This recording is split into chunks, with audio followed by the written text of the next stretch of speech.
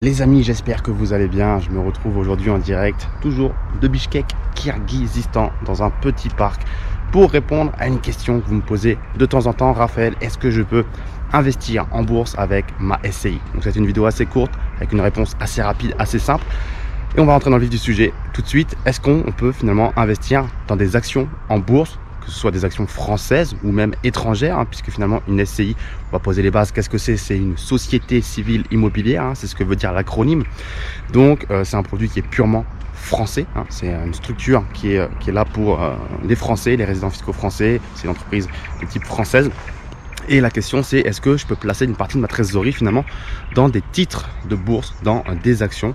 Finalement, si j'ai fait peut-être une revente d'un immeuble ou d'un projet et que j'ai du cash et que je ne sais pas quoi en faire, plutôt que de le sortir, est-ce que je peux en attendant placer cette trésorerie dans des titres de propriété pour faire travailler cet argent? Donc voilà, comme le dit l'acronyme, une SCI c'est une société civile immobilière. Et on va bien ici, on va pas du tout en fait dissocier le fait qu'elle soit à l'IR ou à l'IS. C'est finalement la même chose à la fin. Ce qui va changer entre l'IR et l'IS, c'est la fiscalité. Mais l'idée c'est que ça reste toujours une SCI. Donc c'est un objet civil, une SCI, et c'est surtout quelque chose qui est dédié à la gestion d'un patrimoine immobilier, d'où le terme société civile immobilière. Donc la question et la réponse plutôt à cette question, est-ce que je peux investir une partie de ma trésorerie dans des titres de propriété? La réponse elle est plutôt non que oui.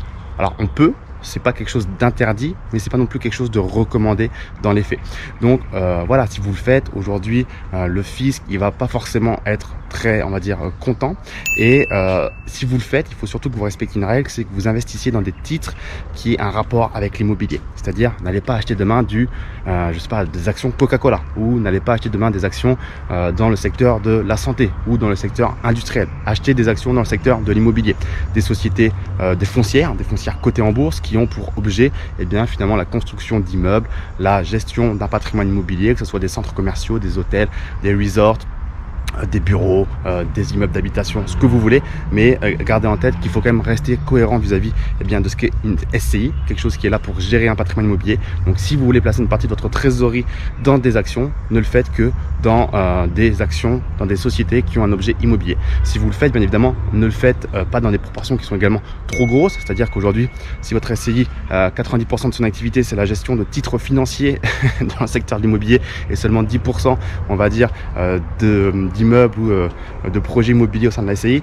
là aussi le fisc va dire, bah monsieur, c'est quoi l'intérêt pour vous aujourd'hui d'avoir une SCI qui se concentre uniquement sur l'acquisition de titres, on va dire, financiers en bourse?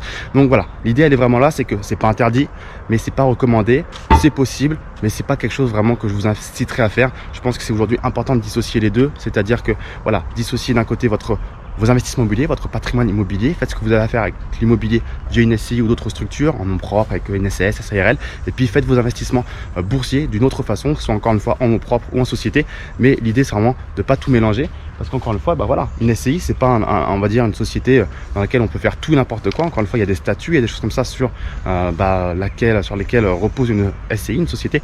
Donc voilà, il faut pas faire n'importe quoi. Donc j'espère que cette vidéo t'a un petit peu éclairé. Je tourne en rond dans ce parc, sur cette avenue. Si l'investissement en bourse est quelque chose qui t'intéresse, n'hésite pas à bien lire la barre de description, puisque j'ai quelque chose pour toi, un livre de 704 pages dans lequel je te parle justement d'investissement en bourse. On parle justement de comment investir en bourse, est-ce qu'on doit le faire en nom propre, en société, les particularités de l'investissement en société, la différence de taxation, les choses comme ça, et bien évidemment d'autres choses sur l'investissement en bourse. C'est un livre de 704 pages, donc tu te doutes que le contenu est plutôt très vaste. Donc tout se trouve dans la barre de description. Si tu as la moindre question sur l'investissement en bourse via une société, n'hésite pas. Là, on a évoqué simplement l'objet de l'ACI parce que c'est quelque chose qui revient de temps en temps.